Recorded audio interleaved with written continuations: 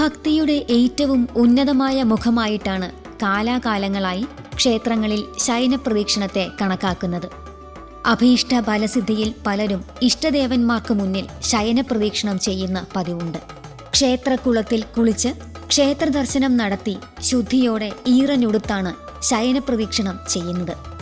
എന്നാൽ ഒരു വഴിപാടെന്നോ നേർച്ചയെന്നോ എന്ന നിലയിലല്ലാതെ ശയനപ്രദക്ഷിണത്തിന്റെ ആവശ്യകതയെക്കുറിച്ചും അതിന്റെ ശാസ്ത്രീയ വശങ്ങളെക്കുറിച്ചും ചിന്തിക്കുന്നവർ വിരളം. പരമ്പരാഗത ക്ഷേത്രാചാരങ്ങളുടെ ഭാഗമാണ് പലർക്കും ശയനപ്രദക്ഷിണം. ആചാര്യന്മാരുടെ അഭിപ്രായപ്രകാരം ശരീരത്തെ പൂർണ്ണമായും ഭക്തിമയമാക്കുന്ന പ്രക്രിയയാണ് ശയനപ്രദക്ഷിണം. കണ്ണുകൾ അടച്ചും കൈകൾ കൂപ്പിയും നാം പ്രാർത്ഥിക്കാൻ നിൽക്കുമെങ്കിലും മനസ്സ് പൂർണ്ണമായും പ്രാർത്ഥനയിൽ മുഴുകുന്നില്ല.